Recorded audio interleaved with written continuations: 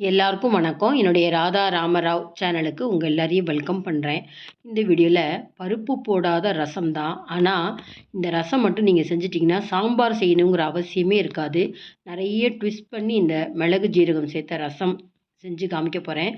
Video skip பண்ணாமல் பாருங்கள். இந்த ரசம் சாதம் நீங்கள் ஒரு முறை சாப்பிட்டுட்டா மோர் சாதமே சாப்பிட மாட்டீங்க. இன்னொரு முறை ரசம் சாதம் சாப்பிட்ணுன்ற அளவுக்கு ரொம்ப ரொம்ப டேஸ்ட்டாக இருக்கும்.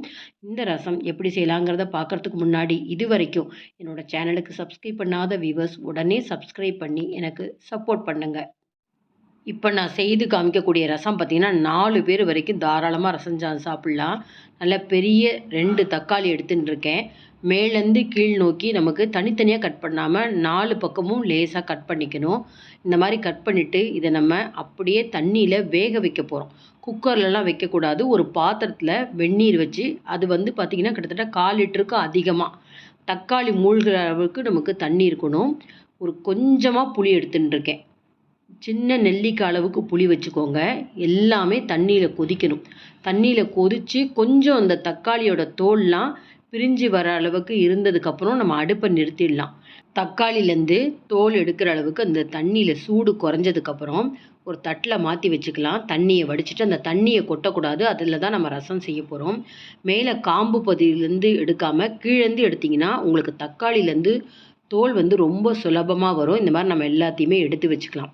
அடுத்தது பார்த்திங்கன்னா ஒரு வாணலி. இந்த வாணலிலேயே நம்ம ரசம் செய்ய போகிறோம். 2 வரமிளகாய், ஒரு 2 டீஸ்பூன் மல்லி, 1 டீஸ்பூன் கம்மியாக ஒரு 3/4 டீஸ்பூன் மிளகு, ஒரு 3/4 டீஸ்பூன் ஜீரகம் எடுத்துகிட்டு இருக்கேன். அது ஒரு பிளாஸ்டிக் ஸ்பூன் சின்னதாக தான் இருக்கும். இப்போ நல்லா ஓரளவு வறுத்ததுக்கப்புறம் ஒரு மிக்சி ஜாரில் மாற்றிக்கலாம். மிளகு ஜீரகத்தை வறுத்து பொடி பண்ணால் தான் உங்களுக்கு கசப்பு இருக்காது. இப்போ அதே ஜார்லேயே நான் 2 டேபிள் ஸ்பூன் தேங்காய் சேர்த்துக்கிறேன். கொஞ்சமாக கொத்தமல்லி, ஒரு 2 கொத்து கருவேப்பிலை எல்லாமே நல்லா தண்ணியில் சுத்தம் பண்ணிவிட்டு பல்ஸ் மோடில் விட்டு நம்ம அரைக்க போகிறோம். ஒரு 3-4 பூண்டு பல் அதை தனியாக அரைச்சி வச்சாச்சு. இப்போ தோல் எடுத்து வச்சுருக்கிற தக்காளியும் இந்த வேக வச்சுருக்கிற புளி அதையும் எடுத்து வச்சுக்கலாம். தண்ணியை தனியாக எடுத்து வச்சுட்டுருக்கேன். இப்போ ரசம் செய்கிறதுக்கு முன்னாடி பாருங்கள், வேக வைக்கிறதுக்காக எடுத்து வச்ச தண்ணி தனியாக இருக்குது. தக்காளி புளி அரைச்ச பல்ப்பு தனியாக இருக்குது.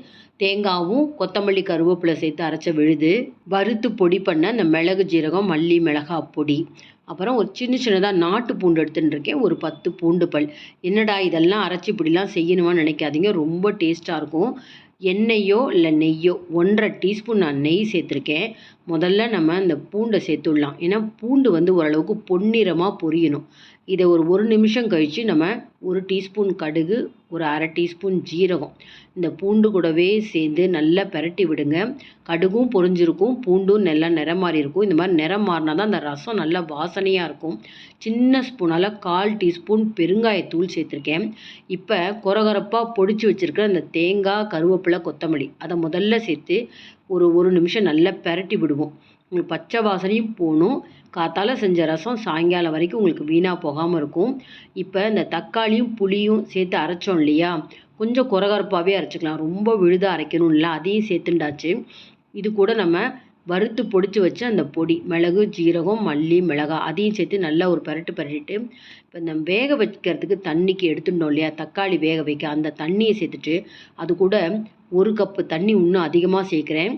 இந்த அளவுக்கு கரெக்டாக இருக்கும். வேணால் இன்னும் 1 கப்பு தண்ணி, அதாவது ஒரு 100 ml வச்சுக்கோங்க, சேர்த்துண்டா ரொம்ப டேஸ்ட்டாக இருக்கும். நல்லாவே எல்லாம் மிக்ஸ் பண்ணி கரண்டியால் கொதிக்க விடணும்.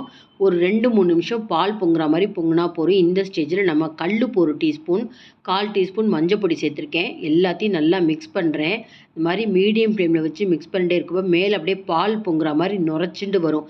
அந்த அளவுக்கு கொதிச்சா போதும். ஏன்னா நம்ம தக்காளி புளியை வேக வச்சுருக்கோம்.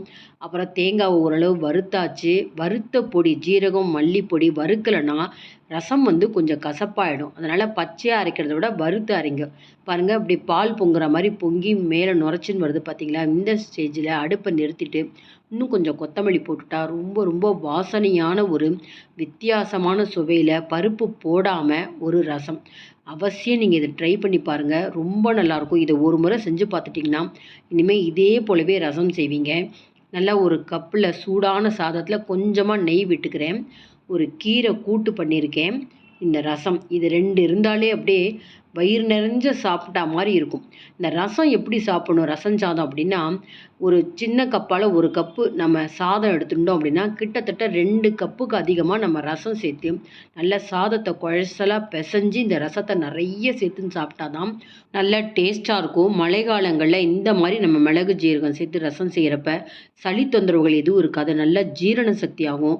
இந்த வீடியோ பார்த்த உடனே இந்த மாதிரி ஒரு ரசம் செஞ்சு பார்த்துட்டு கமெண்ட் பாக்ஸில் உங்கள் கமெண்ட்ஸை போடுங்க. பிடிச்சிருந்தா லைக்ஸ் கொடுங்க. உங்கள் ஃப்ரெண்ட்ஸ் அண்ட் ரிலேட்டிவ்ஸ்க்கு இந்த வீடியோவை ஷேர் பண்ணுங்கள். இது வரைக்கும் என்னோட சேனலுக்கு சப்ஸ்கிரைப் பண்ணாத வியூவர்ஸ் உடனே சப்ஸ்கிரைப் பண்ணி எனக்கு சப்போர்ட் பண்ணுங்கள். இன்னொரு இன்ட்ரெஸ்டிங்கான ரெசிபீஸில் நம்ம பார்ப்போம். Thank you viewers.